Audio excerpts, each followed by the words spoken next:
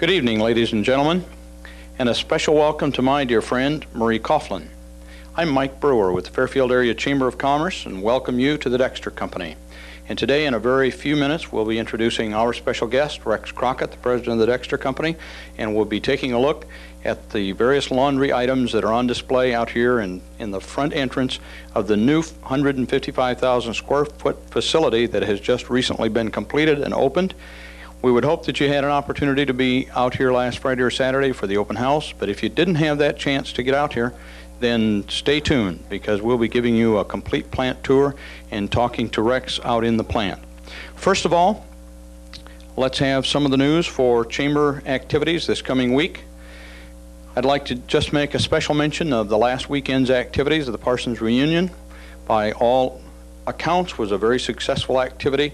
Several hundred people came to town, and we're very proud and pleased to have had the Parsons Reunion once again back in Fairfield, Iowa. I'd like to say a special thanks to all of those volunteers who worked so hard in putting together the last 2 weekends of activities here in Fairfield. The Power Wagon Parade, Show, and Display with Dave Butler and all of his volunteers, and then this past weekend with Dave Pierce and George Jordan putting together the Parsons Reunion. It brought a lot of people to Fairfield, and for that we're all very appreciative. Now looking ahead at this week, at 8 o'clock tonight is the Ladies Blast Off Calcutta at the Country Club. And if you didn't have a chance to buy a winner at the Men's Blast Off Calcutta just 2 weeks ago, why, come on out to the Country Club tonight and try your luck. 8 o'clock at the Country Club. At 5:30, the women will be allowed to play a practice round, $5 greens fees. And so if you'd like to play a practice round yet tonight, why, do so at that time. 7 o'clock tonight, of course, is Channel 9, the Dexter Company, and we hope that you'll be watching us at that time. Tomorrow, Tuesday, is the 19th Annual Ladies Blast Off at the Fairfield Golf and Country Club. We're hoping that the ladies have a much better weather day than the men had. The men kind of had to fight the rain and the cold and the wind. It certainly looks like we're going to have some beautiful weather for Ladies Blast Off, the 19th Annual Ladies Blast Off. Wednesday, the 21st at noontime, Bob Phipps, chair of the Fairfield Economic Initiative Committee, will hold their regularly scheduled monthly meeting, and at 2 o'clock I'll be at the Regional Economic Development meeting at Indian Hills Community College. Thursday at 11:45 a.m., Pat Doyle, president of the Fairfield Area Chamber of Commerce, will call the Chamber Board of Directors to session, and this is a regular monthly meeting scheduled for the Fairfield Golf and Country Club. Then on Friday at 10 a.m., I'll be in Des Moines with the Mayor Bob Rasmussen at the Iowa Housing Authority talking about some of the possible avenues of future housing here in Fairfield. Well, I'd like to say welcome to Channel 9 Chamber Talk Show, and at this point it's my pleasure to introduce to you our special guest today at the Dexter Company, Mr. Rex Crockett and Suzanne Kessel.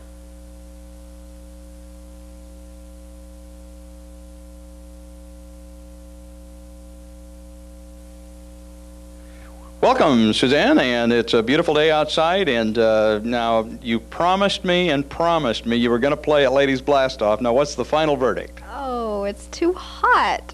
No, I have a meeting at my house, and I can't. I don't know that I'm going to buy that excuse, but at any rate, whatever. Rex, welcome to Chamber Talk Show on Channel 9, Fairfield Public Access Television. My pleasure.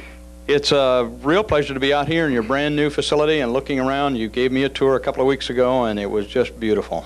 Yeah, we're real excited about the new facility, and it's 157,500. You missed a couple, a couple thousand, but in our lobby we've got all the products that we are currently manufacturing, and by the end of the year we'll have another product to add to the line here. So we're real excited, and both our foundry offices as well as our laundry offices are here, and of course laundry manufacturing is also here. So we're delighted to be in the new building. Well, thank you. And we're going to be talking more about the new building, and we'll be showing some people the facilities out in the plant. This is such a beautiful display.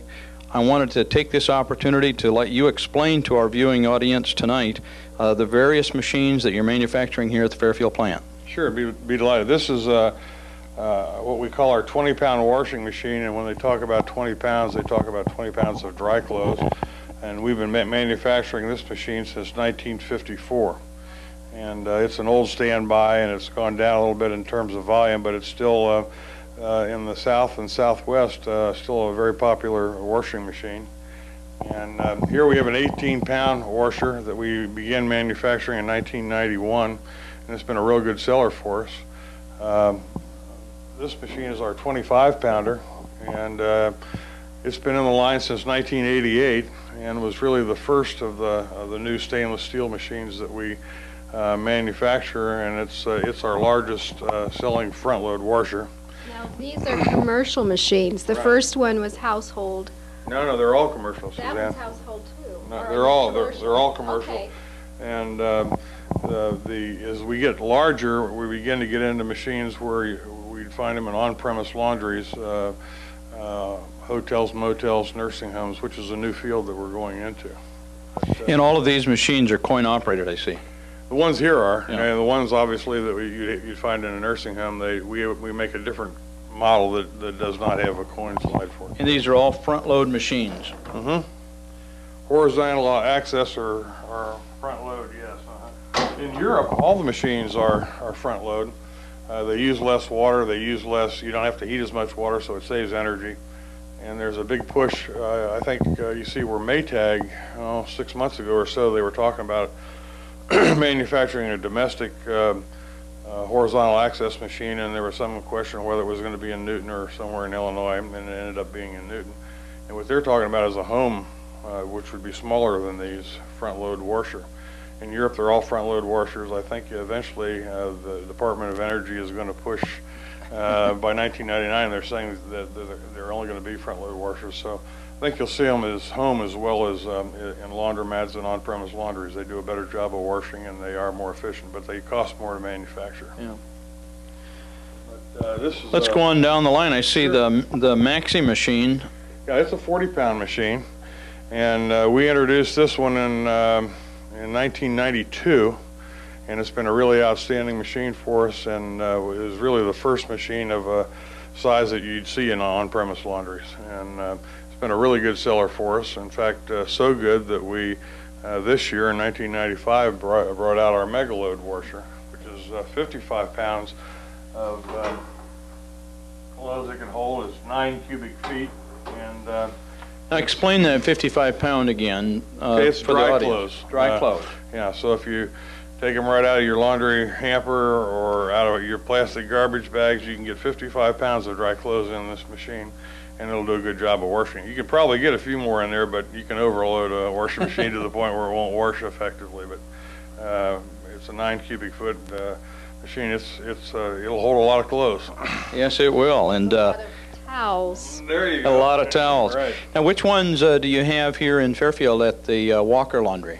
I think we've got them all. All of them? Yeah, we've got every one of them. So Ross has done a good job of adding new machines as we produce new machines. He's got them all at his laundromat, and he's also put in some stacked dryers, which is this stacked dryer we introduced in 1991, and it's now our biggest selling dryer. As laundry space becomes more and more costly, laundromat owners wanted to put more product in a smaller area, and the stacked dryer allows you 2 drying pockets where you used to have 1.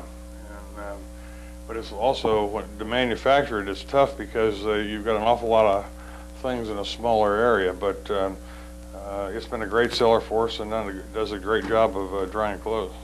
And each pocket will dry 30 pounds of clothes. So. And do it independently? Yeah. I notice a lot of computer graphics. Are these bigger machines operated with chips and computers?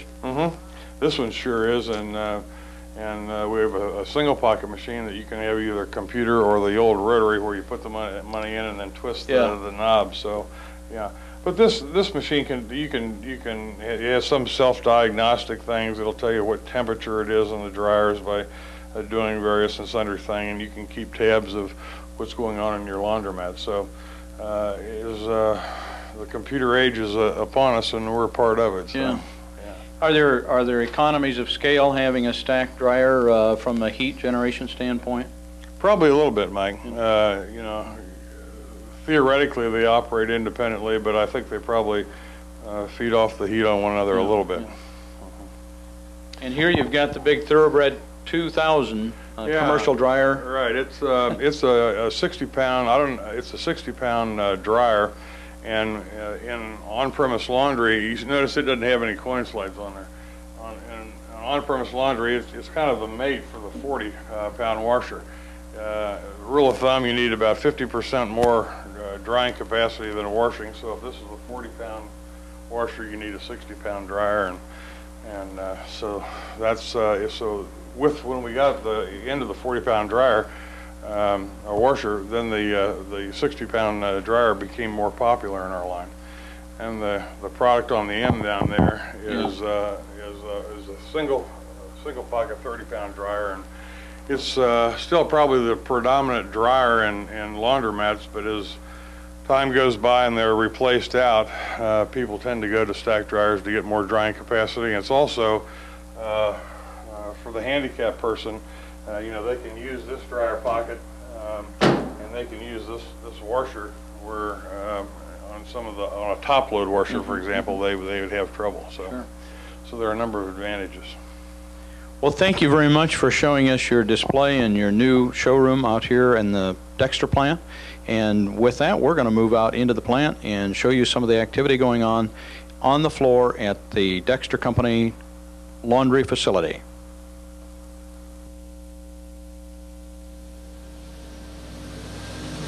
Welcome back to Chamber Talk Show with Susan Kessel. Hi. And Rex Crockett. Hello.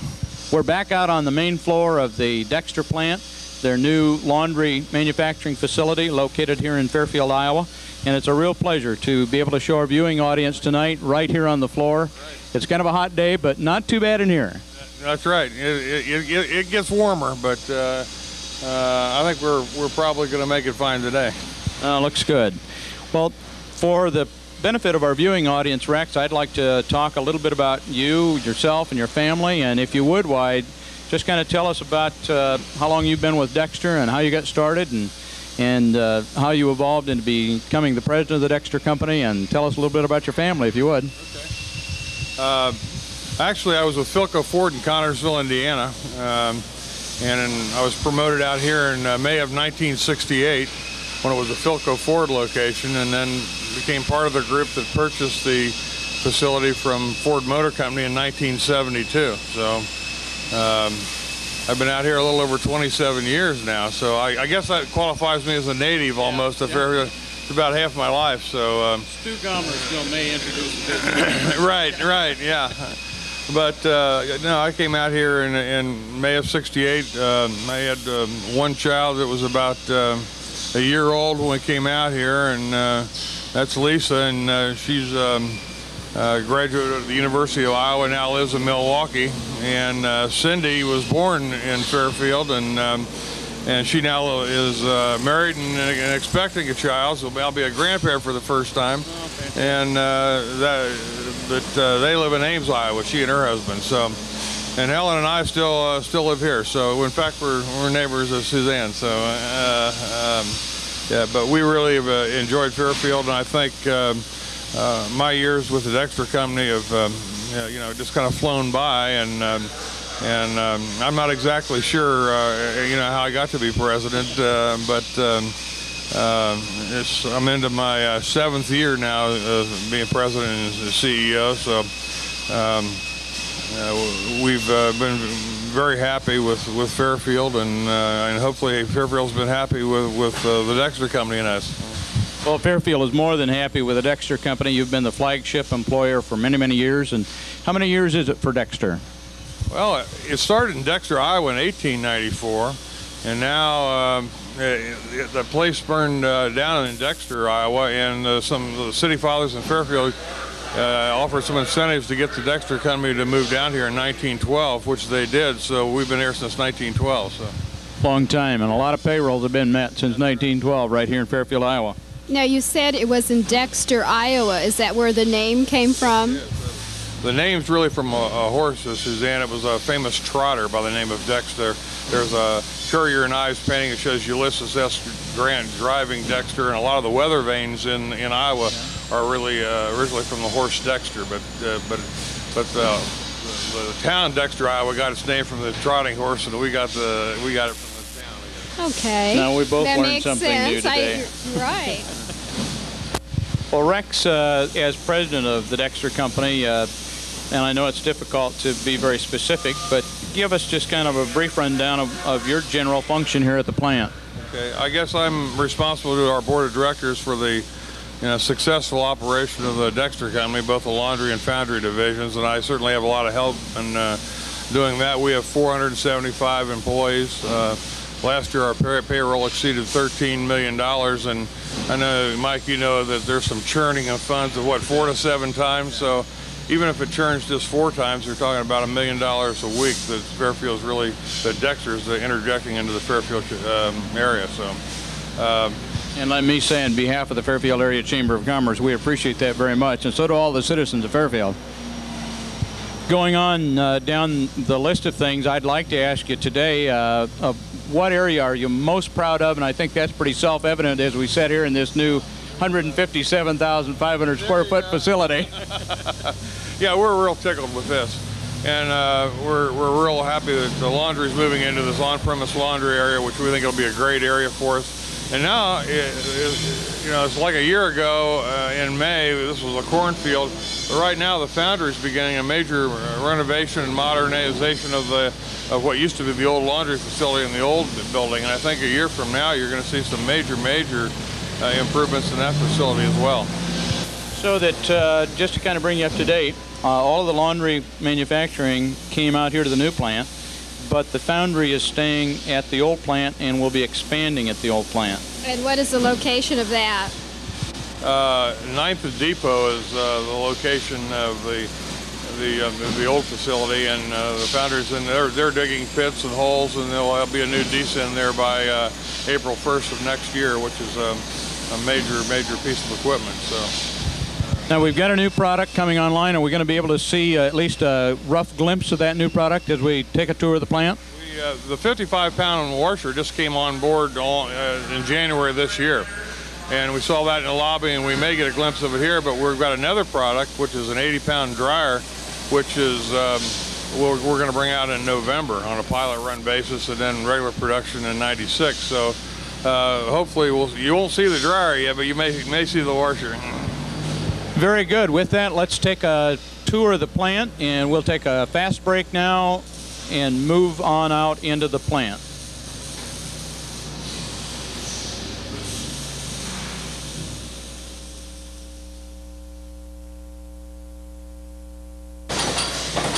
We're back out on the manufacturing floor of the Dexter Company, and we're watching with Rex Crockett, the president of the Dexter Company, an Amanda machine, and you tell us what's going on here. An Amanda machine, and what it does is it takes a piece of flat steel, and through a computer program, it moves the sheet of steel around and punches various and sundry holes in it. Both the sheet moves of steel, and also the tools move on an index, so you get a lot of different punches on one place, where it used to be years ago you'd have a series of presses to do what this machine does all in one felled swoop. So it's Are the punches for where the paneling, where the knobs go? Yes, it's the front panel of one of our washing machines is what they're all, every hole that's in the front panel of a washer is being punched in right now. So. Very good, thank you. Okay, we're back at another station here in the Dexter plant, and this is the very beginning of the washer assembly line. And Rex, if you'd explain to us over here to the right, the beginning of the washer is taking place. Yes, that's right. They've got Leon or Neil Pooter and Bob Hoover are putting the tub and cradle of the washer together, and then they get it started down the line, and then all the wiring and motors and computer chips and all the things are added as you go down the line. So, how many do you produce a day? It depends on the model a lot, Susan, but anywhere I would say from 25 to 45 units a day.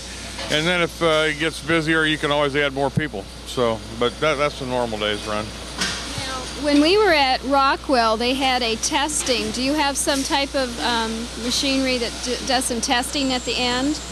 That's a good question. Yes, we do. We have it's water tested, and it runs through a series of tests at the end. Every machine is tested before it leaves the plant. whether it's a 60 hertz product, which is it'd be in the United States, or 50 hertz in some foreign countries. So we test it both mechanically and electrically before it leaves the plant. What percent of the machine is actually manufactured here in this plant?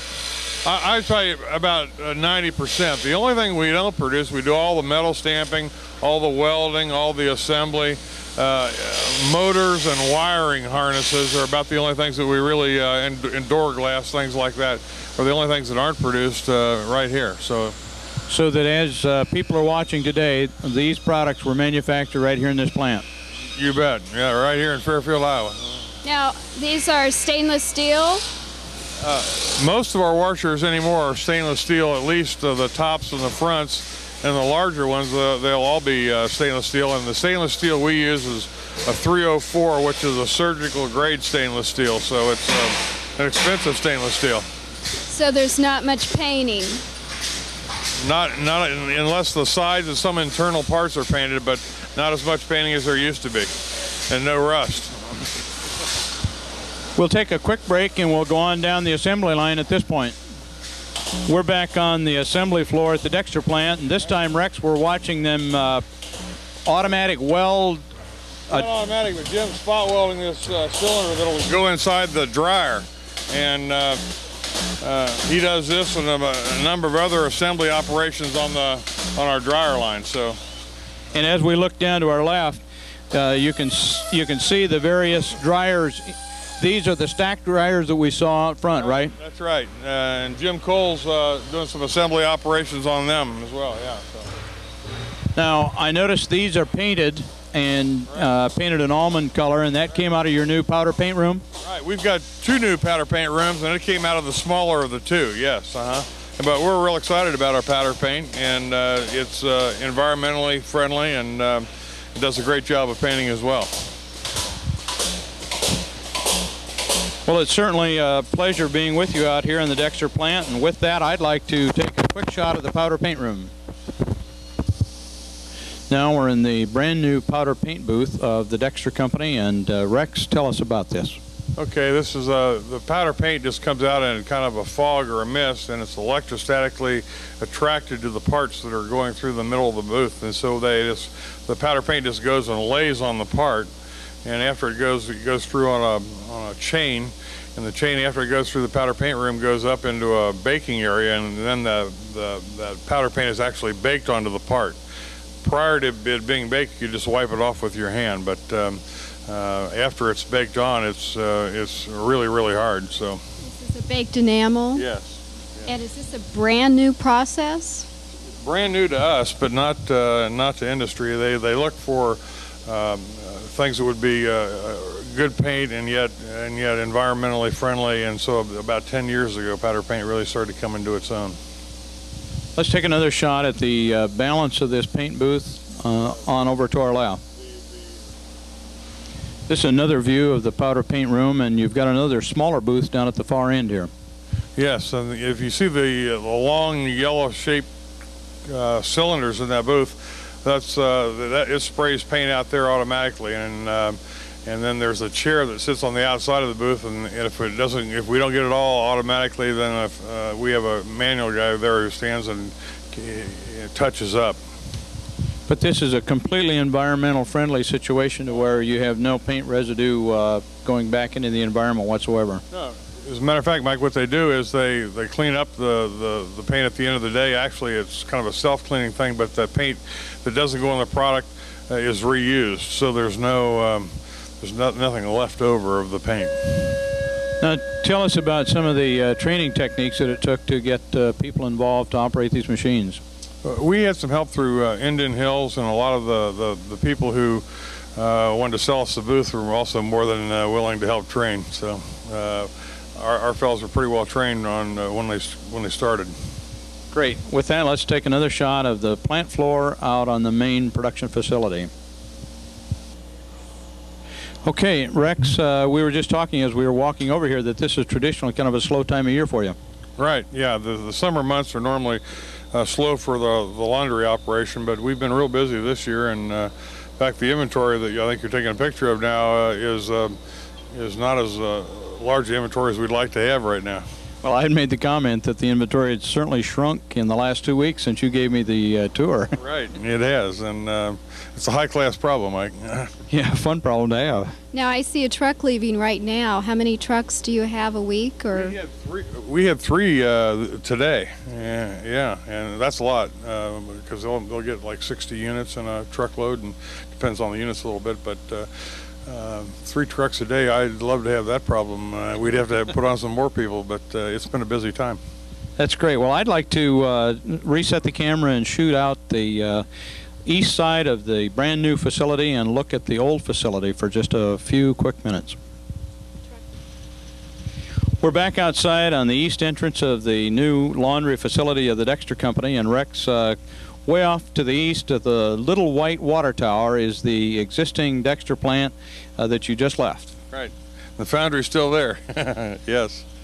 And, you can see the brown tower there, the highest part used to signify the end of the foundry, but now it stretches all the way north to the railroad tracks. So that's the new foundry area. And with that, the tower that we see right there is the sand tower. And you indicated that you'd be doing another sand tower? Yes, we will. Yeah, for the third desematic, yes. With the addition of the third desematic, what will that do to your production and molding of gray iron?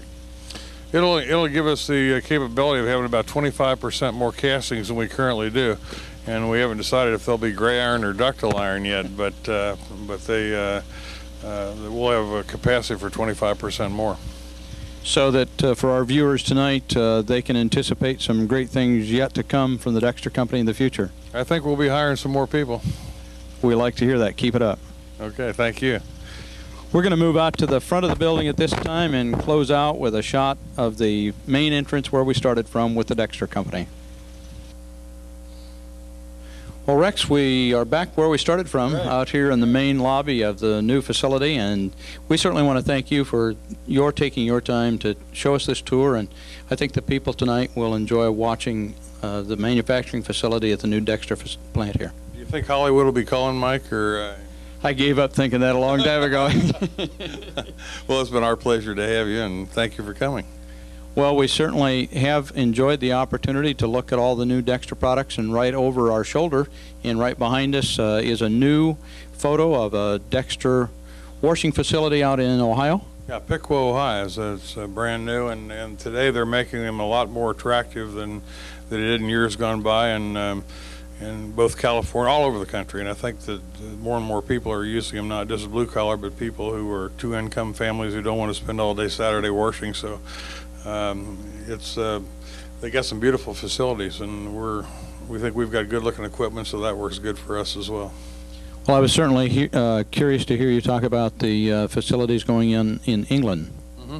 Yeah, one of our import, we're involved with Whirlpool, and they're going to be doing kind of a duds and suds thing in England, and the pubs have a real good connotation as a family gathering place kind of thing in England, and so we're going to be involved with them in a duds and suds kind of operation over there. Very good. Well, with that, this is Mike Brewer and Suzanne Kessel with Chamber Talk Show for the week of June 19th, and thank you for viewing.